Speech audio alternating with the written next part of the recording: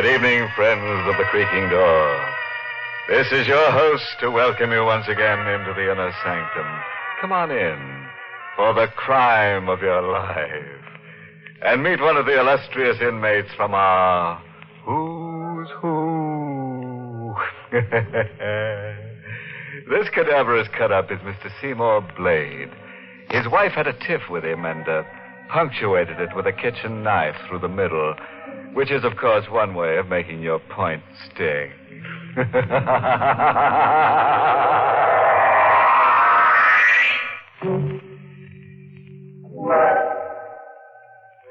All right, then, lend a fear now to some grim happenings and hear what kind of profits our star Boris Karloff in the role of Mark Devers reaped when he put up Death for Sale. The ashtray in the reception room is stuffed with half-smoked cigarettes. The disheveled man waiting paces his caged animal steps this way and that. Each second, his eyes dart to the door at the end of the room at the slightest sound. At last, the knob turns. The door swings wide open. Well, Doctor? Well, your wife is in pretty bad shape. Cora isn't my wife. Oh, I'm sorry. I thought... Forget it. Bad shape. But she's going to pull out of it. Right? Mr. Devers... She's not going to pull out of it? Well, it doesn't look as if she will. What? There's a chance. Only a very small one, but still a chance. You're lying. She's going to pull out of it. She's got to. We're doing everything we can. Look, even if she has to die, you could pull her out of it for an hour, couldn't you? Just an hour so that she could sign something. Mr. And Devers. It means everything to me, Doc. You could give her a shot or something, couldn't you? Good day, Mr. Devers. I'll give you $5,000. Good $10,000, Doc, and you fool, you don't understand. You've got to do this for me. You've got to.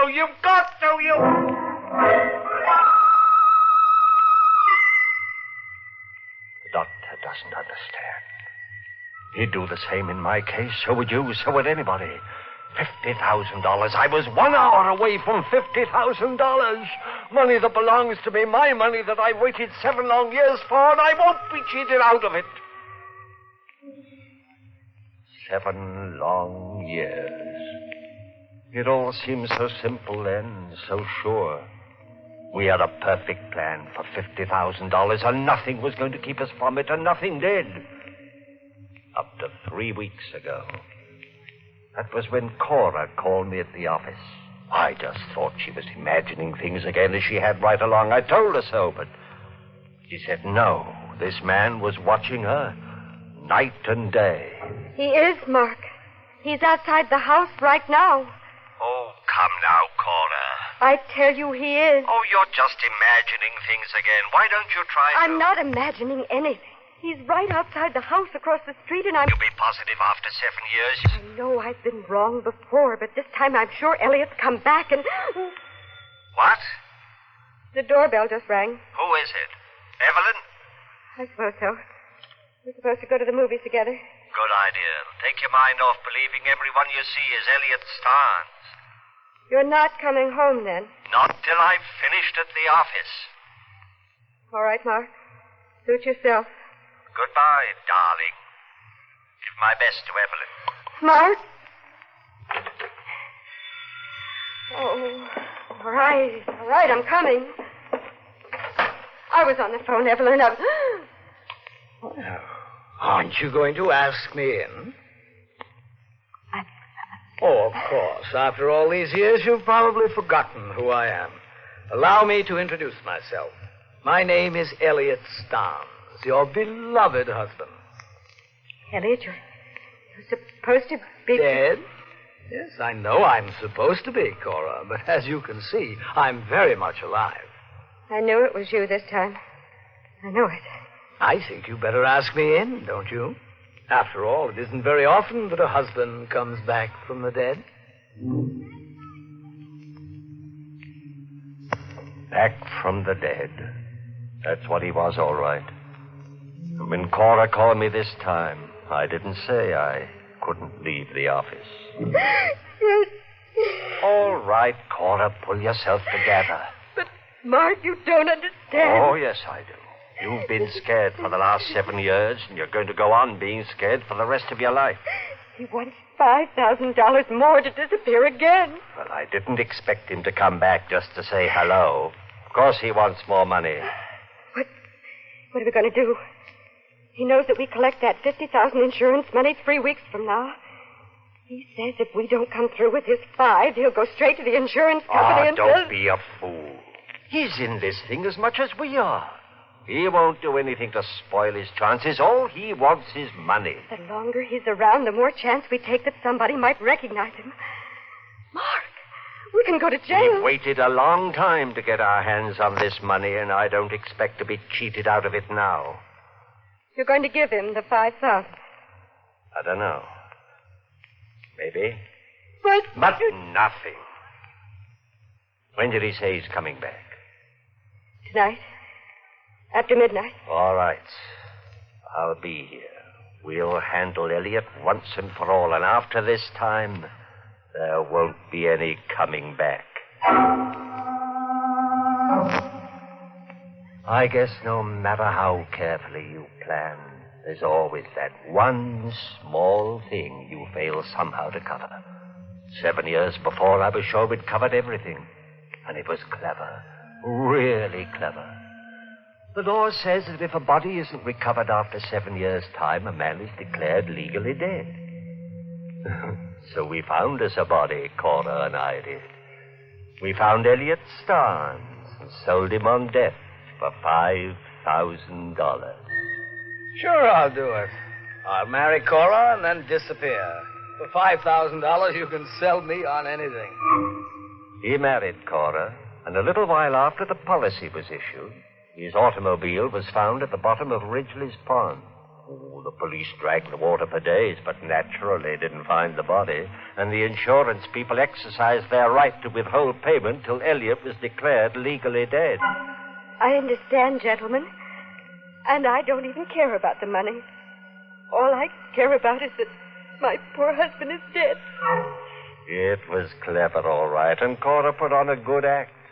We knew we'd cash in where others had failed because we weren't anxious. We were willing to wait for 7 years. And wait we did. It was a perfect plan. Nothing was going to keep us from it. Nothing except... Now, Elliot had come back. He swore he'd never return, and he'd gone back on his word. But by midnight, I'd made up my mind how to handle Elliot. No, Mark. The only way. No. The only way. This 5 that he wants, that's only the beginning. He'll hold us up all his life. No. He'll drain us dry of every cent of that $50,000. I won't let you do it. Yes, you will. We're in this far. You won't back down now. I've got to. I never dreamed it would turn out like this. Another few weeks and he'll be legally dead. There must be another way. Only this, believe me. And after it's done, it'll be you and me and nobody the wiser. Go on. Open the door for him. Mark? Cora, do what I say. I can't. You've got to. All right. I'll be inside. Tell him everything is set. I will. Hello, Cora. Oh, won't you come in, Elliot? Thank you, my dear. Don't mind if I do. Mark here yet, Cora? Yes. He's in the living room. Oh, fine. Then you and Mark have agreed on the deal for me. Yes, we have. Come in, Elliot. Everything's set.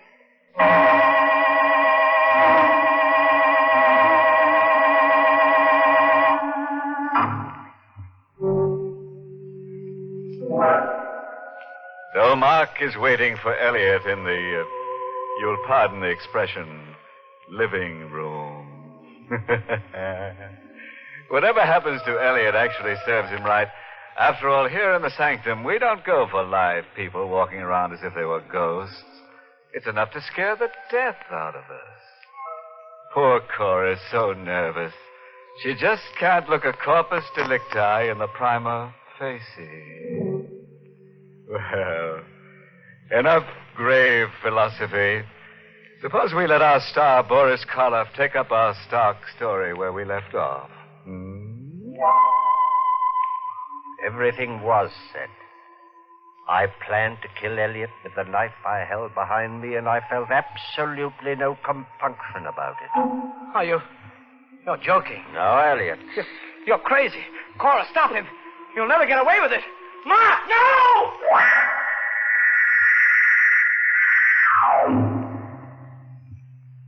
I buried him in the back of the house.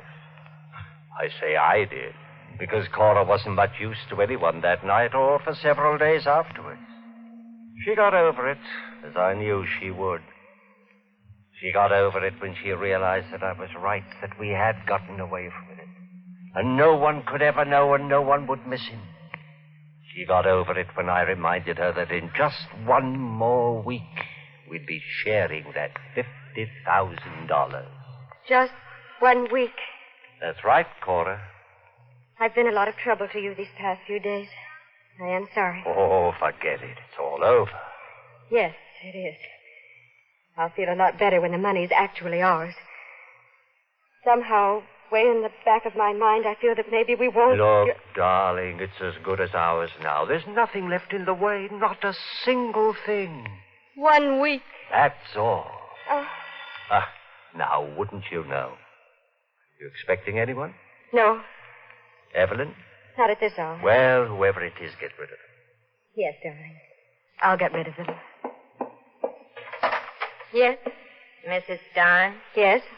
Mrs. Elliot Stein? That's right. I want to talk to you. Here's my card. Well, I'm sorry. I'm busy right now. Too busy to see me. I can promise you that. Oh, now, see here. Nice card, ain't it? Real fancy engraving. Mrs. Elliot Stein. That's right. I'm the woman Elliot married after he disappeared 7 years ago. Now, I don't think you're going to be too busy to see me after all. Do you?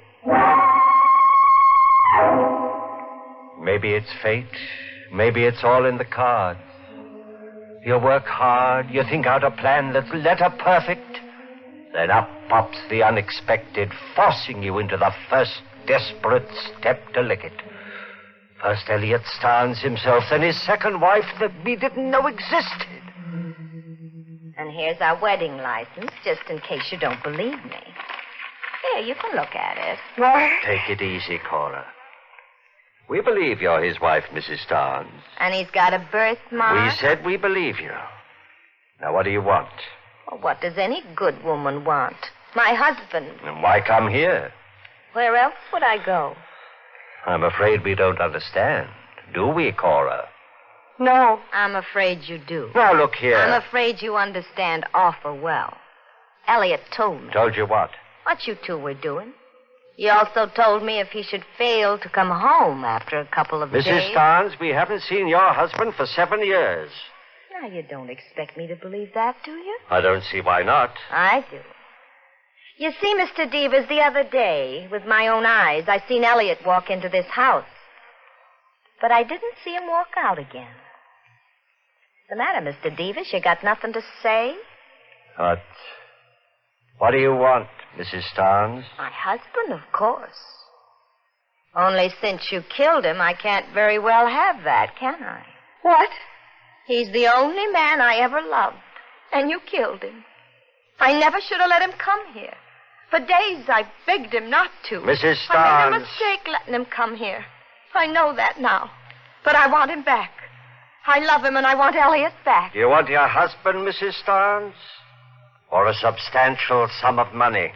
Huh? How much? How can you talk about money at a time like this? 5,000? I loved my husband, Mr. Devers. 7,500? Well, how much? 25,000. What? In cash. Mark. Let me handle this, Cora. And if we refuse? Well, then I'll just naturally have to tell my story to the police. Mark. Cora. But you... Oh, let's drop all the small talk, Mr. Devers. I want 25,000 and I want it fast. Now make up your mind. I'll make up my mind. Now, Mr. Devers, don't get rough. I'm not as dumb as my ex-husband. I've taken steps against anything happening to me. No, Mark. Better listen to her. You're not getting away with this.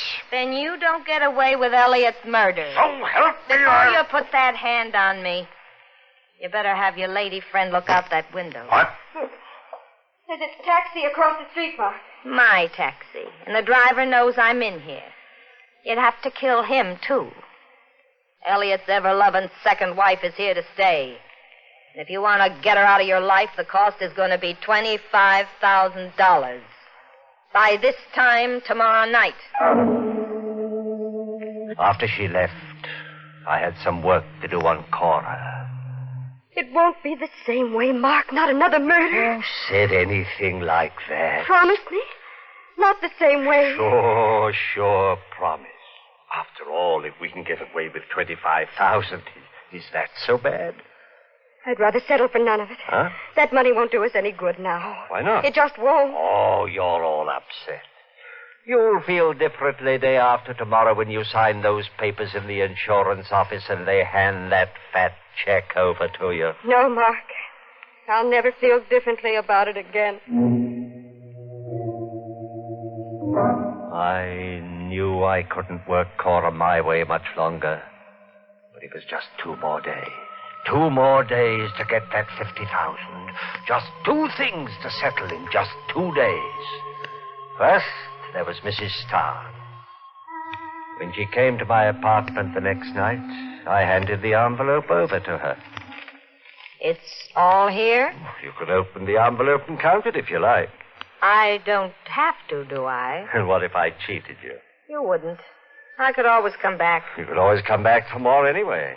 What do you think I am? Doesn't make any difference now what I think. Okay. No hard feelings. There are, but they won't bother me for long. Of course not. That money you're collecting will cure that. I'll be cured before then. That's your business. It's yours, too, now. I don't see how. Now, do you see? Put that knife down. I will. Into you. No. Don't. Please. That door's locked. You can't get out. Don't. You can have the money back. There isn't any money in that envelope. What? Just strips of newspaper. Where can I get $25,000? I don't care about the money. I do. I cared about it for 7 years. Cared enough to murder once, and I can do it again.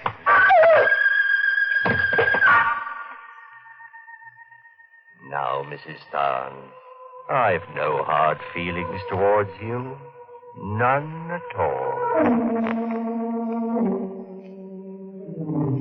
Just 2 things to take care of in just 2 days. The first, Mrs. Starnes was taken care of, and the second was now just an hour away.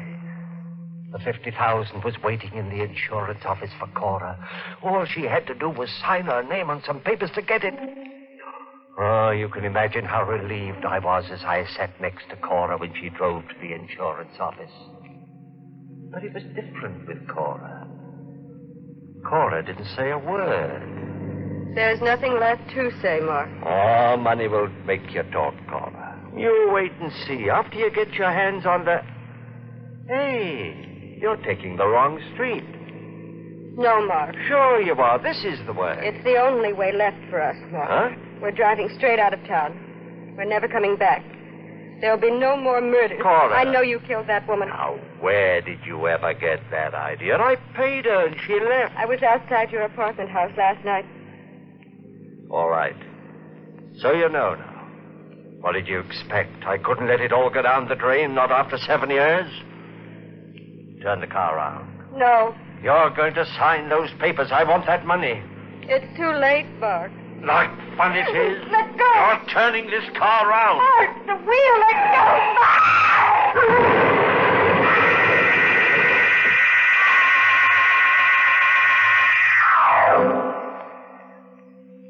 I wasn't even scratched in the crash. Cora wasn't that lucky. I rushed her here to the hospital. And you heard what the doctor said. There's a chance. Only a small one, but still a chance. No, the doctor doesn't understand. There's got to be more than only one small chance. I was 1 hour away from that $50,000. Money that belongs to me, money that I've waited 7 years for, and I won't be cheated out of it. Cora's got to live. She's got to sign those papers.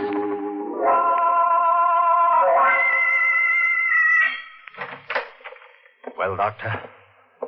There's someone waiting for you down the corridor, Mr. Devers. What about Cora? There's still a chance, isn't there? No chance at all anymore. You're lying. The gentleman is waiting. You're lying. She's not dead. She can't be. The gentleman is from the police. She asked me to call. The lie. She's not dead. Mr. Devers, try to understand. She is... No!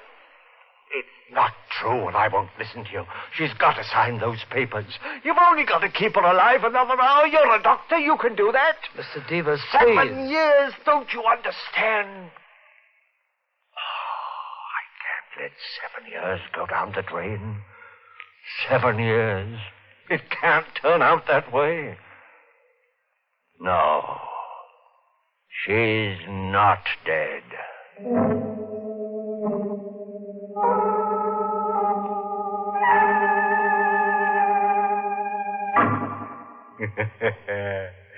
So Mark's 50,000 went down the drain after all. And Mark went down the hatch of a scaffold. You know, I can't feel sorry for Mrs. Starnes. She should have known that a rolling widow gathers only mausoleums. Yes, sir, when you use a dead husband for blackmail, you're bound to end up face down. Oh, a footnote. When you're dealing with life insurance, remember, honesty is the best policy. Well, friends, it's time once again to close that creaking door. Until next week at the same time, when we'll be back with a little hunk of horror. You'll be sure to listen, won't you? Until next week, then. Good night. Pleasant dreams.